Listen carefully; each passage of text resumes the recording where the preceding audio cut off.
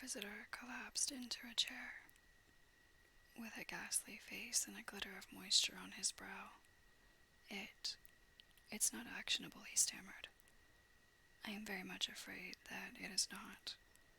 But between ourselves, Winterbank, it was as cruel and selfish and heartless a trick in a petty way as ever came before me.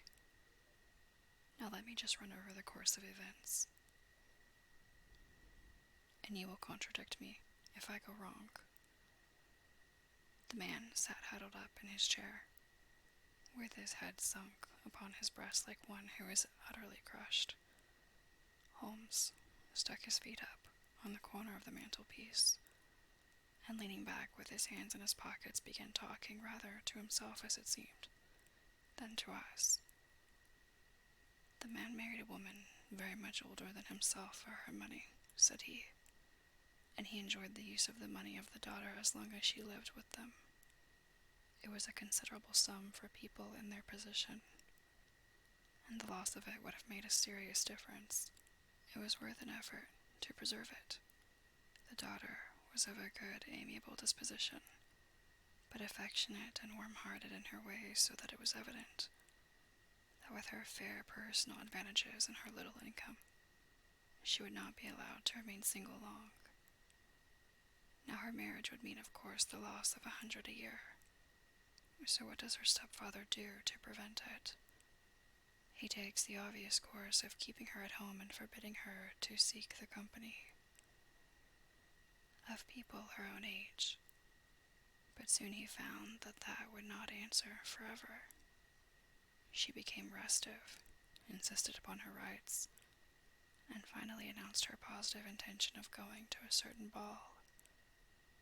What does her ever clever stepfather do then?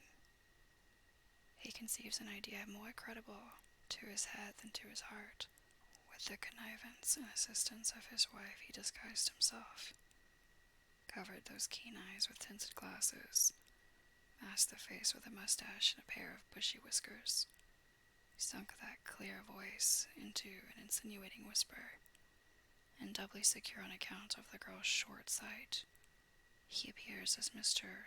Hosmer Angel, and keeps off other lovers by making love himself. It was only a joke at first, groaned our visitor.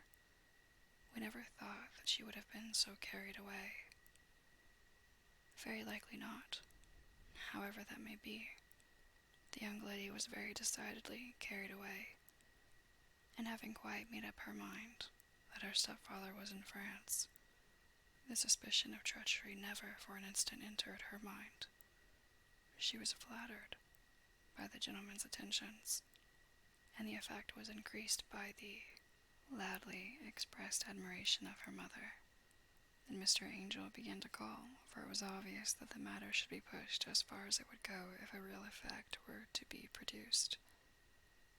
There were meetings and an engagement, which would finally secure the girl's affections from turning towards anyone else. But the deception could not be kept up forever.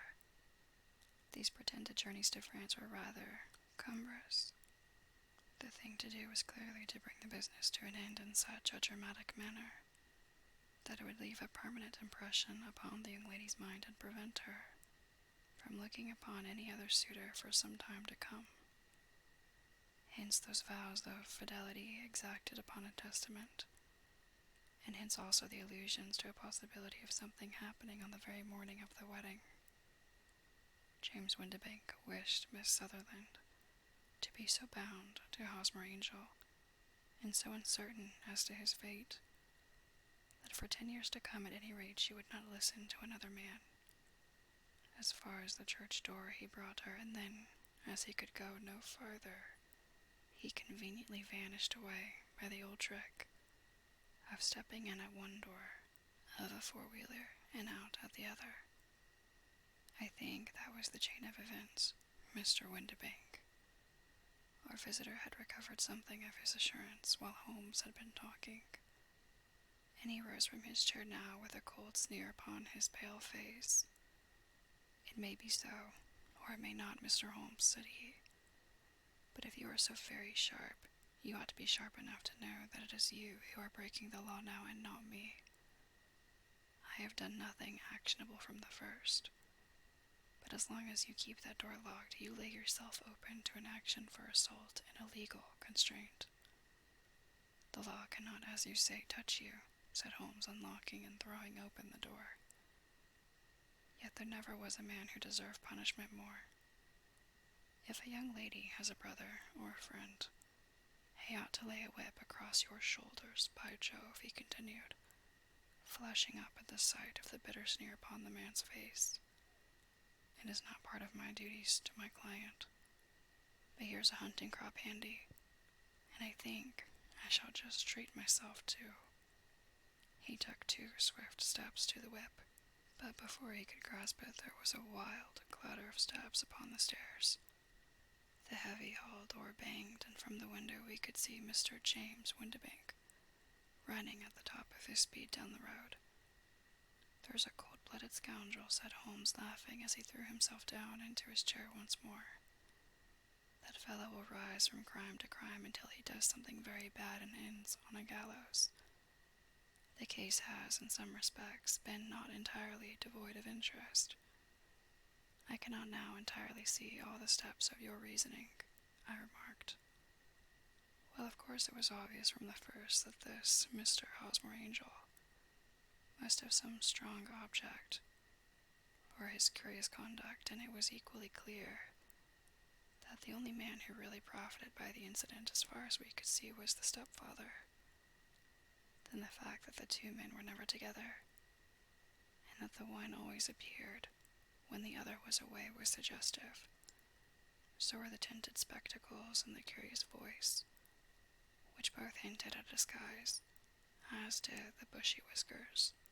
My suspicions were all confirmed by his peculiar action in typewriting his signature, which, of course, inferred that his handwriting was so familiar to her that she would recognize even the smallest sample of it. You see, all these isolated facts, together with many minor ones, all pointed in the same direction. And how did you verify them?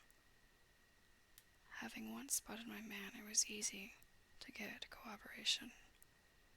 I knew the firm for which this man worked. Having taken the printed description, I eliminated everything from it which could be the result of a disguise. The whiskers, the glasses, the voice, and I sent it to the firm with a request that they would inform me whether it answered to the description of any of their travelers. I had already noticed the peculiarities of the typewriter, and I wrote to the man himself at his business address asking him if he would come here. As I expected, his reply was typewritten and revealed the same trivial but characteristic defects.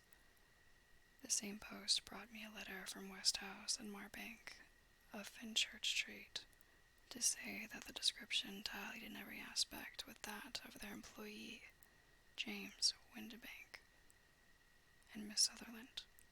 If I tell her, she will not believe me. You may remember the old Persian saying, "There is danger for him who taketh the tiger cup, and danger also for whoso snatches delusion from a woman." There is as much sense in Hafiz as in Horace, and as much knowledge of the world.